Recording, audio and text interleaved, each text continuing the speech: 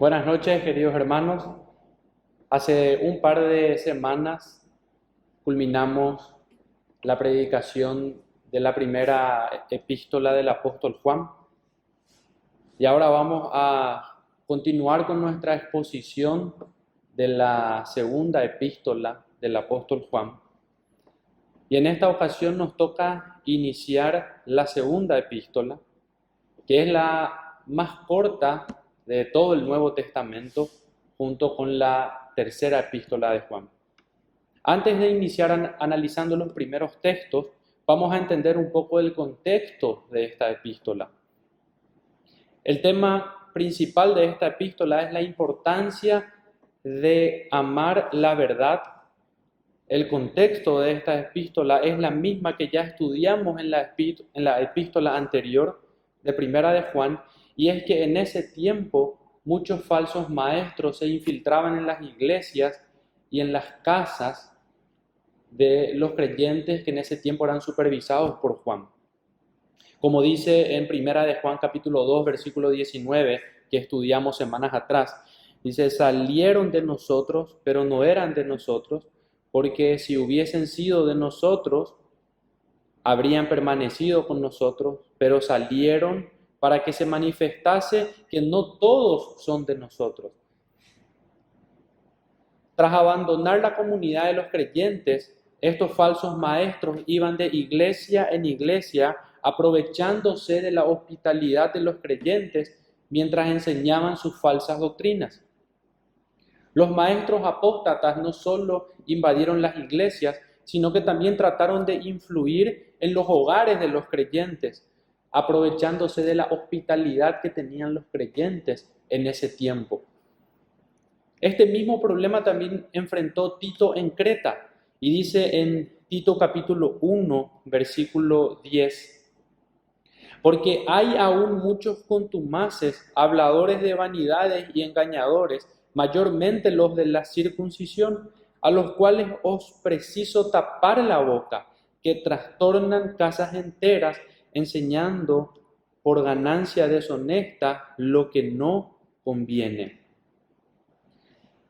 Aquí era muy claro el mensaje que había muchos falsos maestros, apóstatas, engañadores, habladores de vanidades, y es muy fuerte el texto cuando dice que a esas personas es necesario tapar la boca, porque trastornan casas enteras. Timoteo también enfrentó lo mismo en Éfeso, y dice en 2 de Timoteo 3:6, porque de estos son los que se meten en las casas y llevan cautivas a las mujercillas cargadas de pecados, arrastradas por diversas concupiscencias. Ese era el contexto que se vivía también en el tiempo donde Juan escribió estas cartas, donde los falsos maestros se aprovechaban de la hospitalidad de los creyentes y trastornaban estas casas, enseñaban falsas doctrinas. Un comentario muy interesante que dice Warren Wiersbe, que dice: según marcha el hogar, así lo hace la iglesia y la nación, de modo que para Satanás la familia es un blanco importante en su guerra contra la verdad. Nótese que el mismo problema que tenemos hoy de Satanás atacando, invadiendo las casas, también vemos en estos textos del Nuevo Testamento, en muchos años atrás, la misma estrategia de invadir casas, confundir con falsas doctrinas casas e iglesias, casas e iglesias. Vamos a ver que en 2 de Juan, el apóstol Juan enseña que los creyentes debemos ser hospitalarios, pero también le pide que tengan cuidado a quienes reciben en esas casas. Esta breve carta fue escrita a una madre, literalmente a una señora, como dice el versículo 1. Aunque hay posiciones contrarias y otros dicen que en sentido figurado, la señora elegida, como vamos a ver ahora en el versículo 1, habla de una iglesia local. Aunque es cierto que Juan escribió a un grupo de personas en esta carta, por eso observamos en los versículos 6, 8, 10 y 12 que se expresa en plural. Dice el versículo 6, andéis en amor. El versículo 8 dice, mirad por vosotros mismos. El versículo 10 dice, si alguno viene a vosotros. Y el versículo 12 dice, tengo muchas cosas que escribiros. También es verdad que habla a un solo individuo, como notamos en los versículos 1, 4, 5 y 13. Estos versículos luego vamos a analizarlos detalladamente. Dice en el versículo 1, el anciano a la señora elegida. El versículo 5 dice, y ahora te ruego, señora. Vemos que el apóstol Juan está hablando a una persona y también a varias personas. Tal vez la solución, como enseñan muchos estudiosos, sea que una congregación de creyentes se reunía en esa casa, junto a la familia de la señora elegida a quien va dirigido esta carta. Así que es cierto que la carta iba dirigida a la mujer, pero por implicancia también a la iglesia. Y en ese tiempo era muy común que la iglesia se reúnan en casas. Quizás nos parezca extraño eso, pero en ese tiempo sí las iglesias se congregaban mucho en las casas. Vemos en otros textos del Nuevo Testamento varias iglesias reunidas en casa. Dice en Romanos 16:5, saludad también a la iglesia de su casa. En 1 Corintios 16:19, las iglesias de Asia os saludan, Aquila y Priscila, con la iglesia que está en su casa. Os saludan mucho en el Señor.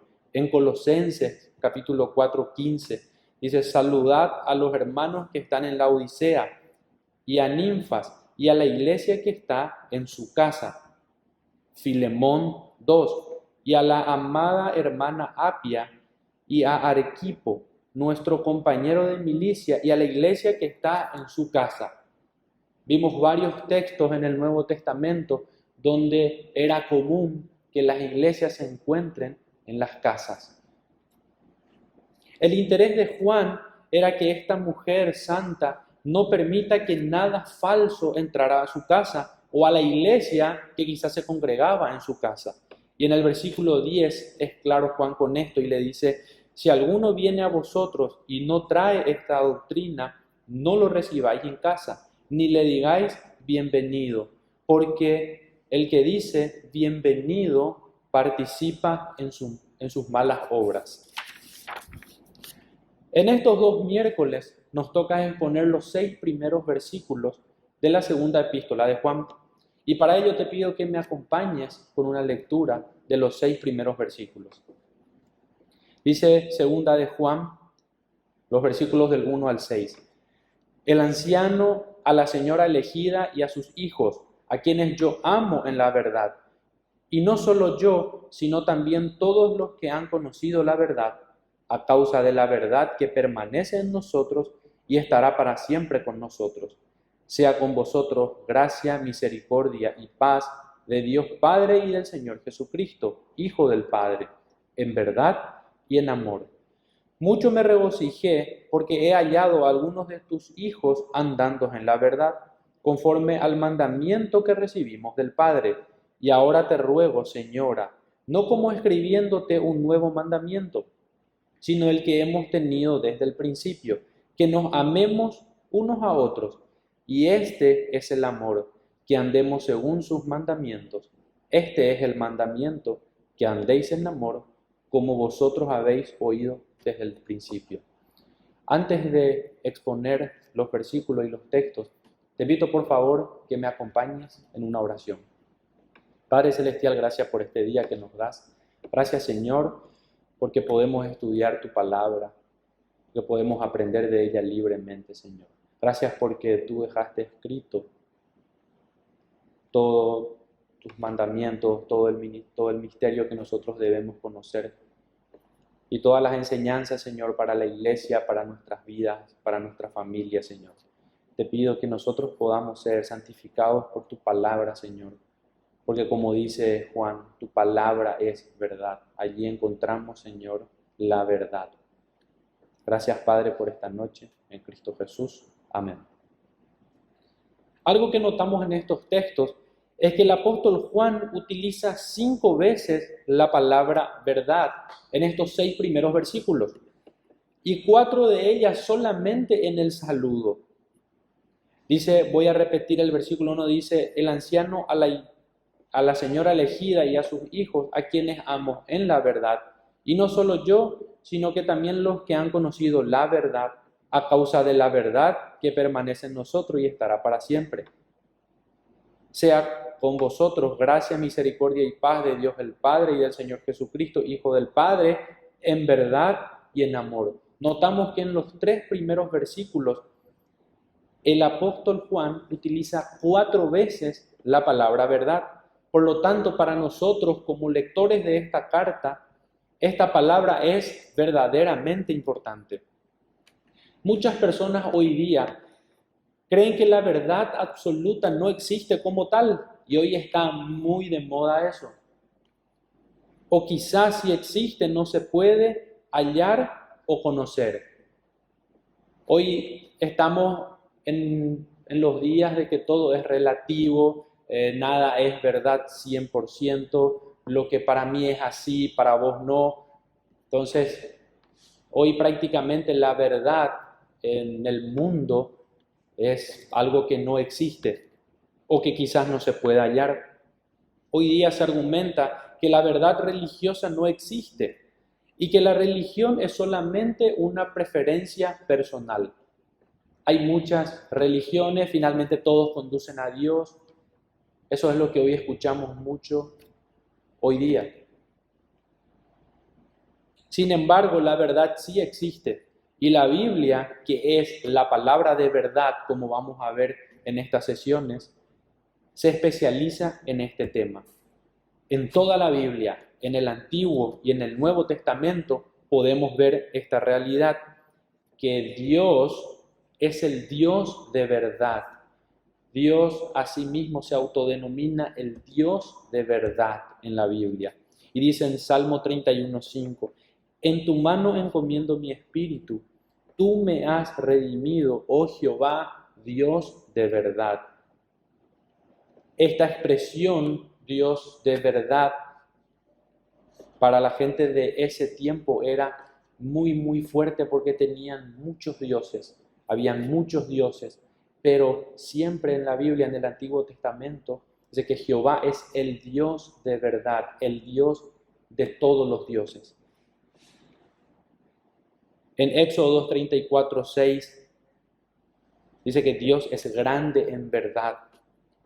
Y dice, y pasando Jehová por delante de él, proclamó Jehová, Jehová, fuerte, misericordioso y piadoso, tardo para la ira y grande en misericordia y verdad. Entonces, Dios es el Dios de verdad, Dios es grande en verdad. Dice Juan 17:7 que sus palabras son la verdad. Dice, santifícalos en tu verdad, tu palabra es verdad. Cristo es la verdad y está lleno de verdad, dice en Juan 14:6. Jesús le dijo, yo soy el camino y la verdad y la vida, nadie viene al Padre sino por mí. En Juan 1:14, y aquel verbo fue hecho carne y habitó entre nosotros, y vimos su gloria, gloria como del unigénito del Padre, lleno de gracia y de verdad. Cristo dio testimonio de la verdad. Le dijo entonces Pilato, luego, ¿eres tú rey? Respondió Jesús, tú dices que yo soy rey. Yo para esto he nacido y para esto he venido al mundo, para dar testimonio a la verdad. Todo aquel que es de la verdad, oye mi voz. Los creyentes son santificados por la verdad. Dice Juan 17:7, santifícalos en tu verdad, tu palabra es verdad nuevamente. Y por último, los creyentes obedecen la verdad. Primera de Pedro 1:22 dice, habiendo purificado vuestras almas por la obediencia a la verdad mediante el Espíritu, para el amor fraternal no fingido, amaos unos a otros entrañablemente de corazón puro. Los creyentes debemos estar comprometidos con esta verdad porque vivimos en este mundo que es el reino de Satanás. Opuestamente a Dios, quien es el Dios de verdad, quien es la verdad. Como vimos en los textos anteriores, Satanás es el padre de la mentira. Opuestamente a Dios, que Dios es la verdad, Satanás es el padre de la mentira. Como dice Juan 8:44, cuando habla mentira, de suyo habla, porque es mentiroso y padre de mentira. Vimos en los textos recientes que Dios es la verdad y que Satanás es opuestamente la mentira. Por eso dice Juan, cuando habla mentira, de suyo habla, porque es mentiroso. Satanás se esfuerza todos los días en que los pecadores no comprendan y crean la verdad. En un mundo de tantas mentiras e influenciado por Satanás, la iglesia está llamada a ser columna y baluarte de la verdad, como dice Timoteo capítulo 3, 1 Timoteo capítulo 3, versículo 15, para que si tardo sepas cómo debes conducirte en la casa de Dios, que es la iglesia del Dios viviente, columna y baluarte de la verdad. Quisiera compartir algo muy interesante que dice el pastor MacArthur en su comentario bíblico. Dice, la misión de la iglesia es vivir en forma inamovible e inquebrantable, defender, proteger y predicar la verdad de la palabra de Dios, es proclamar todo el consejo de Dios. Todo el consejo de Dios, toda la Biblia es la verdad. Aunque como vimos recientemente, esta es una carta personal para una señora, literalmente. Juan estaba escribiendo la revelación inspirada de Dios que era para el pueblo de Dios a través del tiempo. Todos los lectores de esta carta, tanto el original, los posteriores y los lectores actuales, vivían y vivirán siempre un mundo de mentiras y engaños. Juan escribió esta carta para llamarlos a vivir en la verdad de Dios, amar dentro de los límites de la verdad y buscar siempre la verdad. Este hermoso mensaje de Juan nos lleva a 4 características de los creyentes. La primera es que la verdad es la comunión de los creyentes, la verdad permanece en los creyentes, la verdad bendice a los creyentes y la verdad controla a los creyentes. Estos textos nos proponen para el creyente una vida en la verdad que es Dios, que es Cristo, que es su evangelio. Y nos da estos 4 puntos. En el versículo 1 encontramos el primer punto que dice que la verdad es la comunión de los creyentes. Y dice el versículo 1, el anciano a la señora elegida y a sus hijos, a quienes yo amo en la verdad. Y no solo yo, sino también todos los que han conocido la verdad. Juan se presenta aquí como el anciano, y no por su avanzada edad. Recordemos que en ese tiempo Juan ya estaba muy viejo y era ya el último apóstol sobreviviente en ese tiempo. Juan aquí se presenta como supervisor de la iglesia. El significado de la palabra es justamente eso, líder en la iglesia. Juan era anciano y apóstol. En ese tiempo, el único anciano vivo que fue elegido para ser apóstol del Señor Jesucristo, quien fuera reconocido por él mismo como el discípulo, aquel al que amaba Jesús. Recordemos que Juan era el discípulo amado. Como vimos en la introducción de la epístola de Juan, la señora es literalmente una mujer. Cuando en el versículo 1 dice el anciano a la señora elegida, se está dirigiendo a una mujer. Y la palabra escogida es escogido, seleccionado por alguien en preferencia de otro u otros. Este término describe a aquellos que son seleccionados por Dios para vida eterna. La misma palabra podemos observar en 1 Timoteo 2:10, cuando dice, por tanto, todo lo soporto por amor de los escogidos, para que ellos también obtengan la salvación que es en Cristo Jesús con gloria eterna. Dice un comentario muy interesante que me gustaría compartir. Dice, a diferencia de quienes tienen un débil punto de vista sobre la soberanía divina, los escritores del Nuevo Testamento no dudaron en referirse a los creyentes como los escogidos. Es más, el mismo Señor Jesucristo hizo eso en Mateo 24:22. Y dice, y si aquellos días no fuesen acortados, nadie sería salvo. Mas por causa de los escogidos, aquellos días serán acortados. El término es no menos adecuado que los más populares hijos de Dios, salvo, nacido de nuevo, creyente o cristiano. Fin de la cita del comentario. Entonces, vemos que Juan le está escribiendo a una señora que probablemente tenía una iglesia reunida en su casa. La declaración "yo amo en la verdad" nos demuestra la relación personal con el destinatario de la carta y su familia, demuestra la relación personal de Juan con esta familia. Este amor es continuo, ya que el verbo está en tiempo presente activo. Cuando el apóstol Juan explica que les ama en la verdad, nos deja el marco y el alcance de su amor. No le estaba diciendo que le ama de a de veras, como solemos decir, o que te amo de verdad, o que te amo mucho. No le está hablando de eso. Aunque probablemente esto sea así, que probablemente Juan sí le amaba de a de veras, como decimos. El marco del amor de Juan era en Cristo. Cuando le dice, te amo, que le ama en la verdad, el marco de ese amor era en Cristo. Esta palabra hace referencia al contenido del Evangelio. Esta frase de Juan se parece a la que Pablo le hace a Tito en Tito 3:15. Dice, todos los que están conmigo te saludan. Saluda a los que nos aman en la fe. La gracia sea con todos vosotros. Amén. Es decir, en la verdad del Evangelio de Cristo. La creencia común en la verdad del Evangelio es lo que une a los creyentes, que es nuestro primer punto.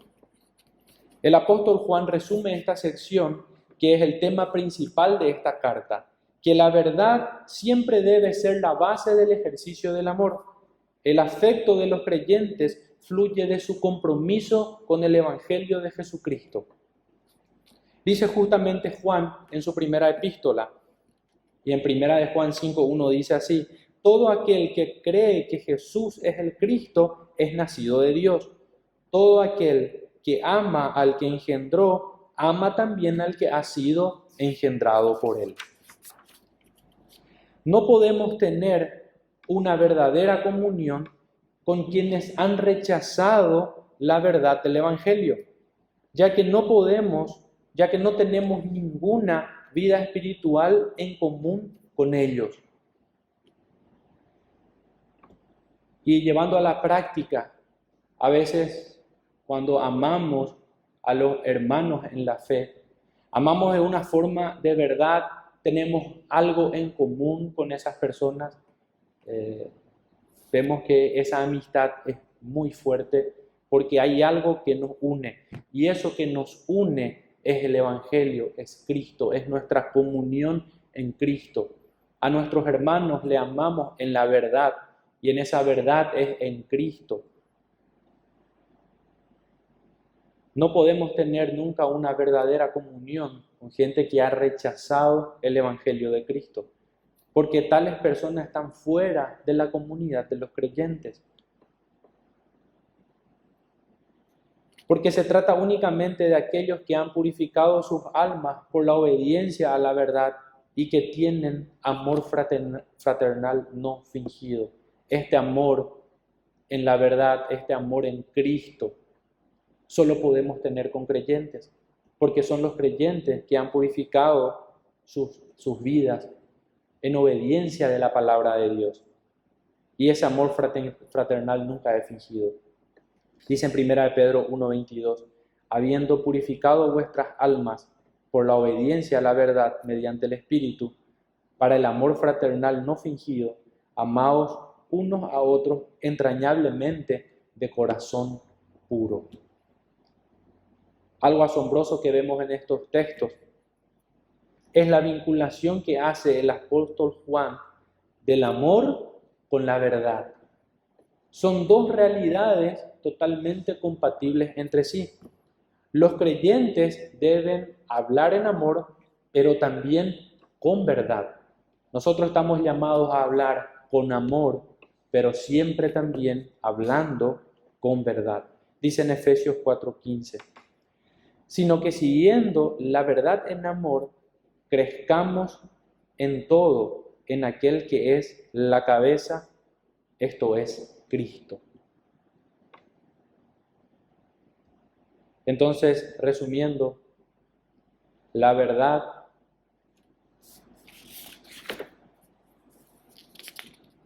es lo que hace la comunión entre creyentes, como nuestro primer punto.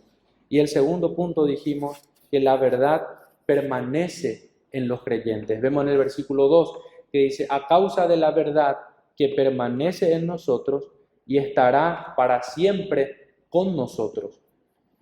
En ese tiempo era muy común que en los viajes misioneros los apóstoles y maestros posen en las casas de los hermanos. La preocupación de Juan era que la señora comprometa la verdad del Evangelio de Jesucristo en nombre de la hospitalidad que demostraba. Así como el amor y la comunión, la hospitalidad cristiana es deber del creyente. Y nosotros podemos comprobar esto. Siempre queremos recibir hermanos en las casas, somos hospitalarios con los hermanos, pero hay un llamado de atención de Juan con la señora a quien dirigía esta carta, es que no le diga bienvenido a cualquiera, como dice en el versículo 10, que no comprometa el Evangelio, que no comprometa la verdad del Evangelio, recibiendo a falsos maestros. Observamos en Romanos 12:9 dice, el amor sea sin fingimiento, aborreced lo malo, seguid lo bueno, amaos los unos a los otros con amor fraternal, en cuanto a honra, prefiriéndoos unos a otros, en lo que requiere diligencia, no perezosos, fervientes en espíritu, sirviendo al Señor, gozosos en la esperanza, sufridos en la tribulación, constantes en la oración, compartiendo para las necesidades de los santos, practicando la hospitalidad. También acá Pablo está hablando de practicar la hospitalidad entre creyentes. Volviendo al versículo 2 de la segunda epístola de Juan, el término que aquí utiliza Juan, la verdad, permanece en nosotros y estará para siempre con nosotros, nos recuerda la promesa de Jesús con relación al Espíritu Santo. En Juan 14:17 dice, el Espíritu de verdad, el cual el mundo no puede recibir porque no le ve ni le conoce, pero vosotros le conocéis, porque mora con vosotros y está en vosotros. El Espíritu Santo, como vimos hace rato, es el Espíritu de verdad. La palabra permanece significa quedarse, vivir, morar, permanecer, y se usa en un sentido teológico para referirse a la verdad que reside en los creyentes. La verdad de la palabra que permanece en los creyentes para siempre les otorga la mente de Cristo. Nosotros tenemos al Espíritu Santo y por lo tanto tenemos la mente de Cristo. Dice en 1 Corintios 2:16, porque ¿quién conoció la mente del Señor? ¿Quién le instruirá? Mas nosotros tenemos la mente de Cristo. Entonces, concluyendo esta primera parte, que vamos a continuar el siguiente miércoles, vemos dos realidades y dos verdades que nos enseña Juan. Que la verdad, que es el Evangelio de Cristo, es nuestra comunión. No podemos tener la comunión que tenemos con nuestros hermanos creyentes, con gente que han rechazado el Evangelio, con gente que ha, como estos falsos maestros, apostatado de la fe. Y también que la verdad, que es el Espíritu Santo, permanece en nosotros los creyentes, y como dice en 1 Corintios, nosotros tenemos ahora la mente de Cristo. Padre Celestial, gracias por este día. Gracias, Señor, porque pudimos escuchar tu palabra, pudimos conocerte a ti, Señor, a través de tu palabra, Señor. Te pido que podamos seguir analizando estos textos, Padre, para poder comprender más lo que tú tienes escrito para nosotros, Señor. Te agradecemos por esta noche y te pido que nos sigas dando, Señor, entendimiento, que nos sigas dando la fuerza, Señor, para estudiar tu palabra, Señor.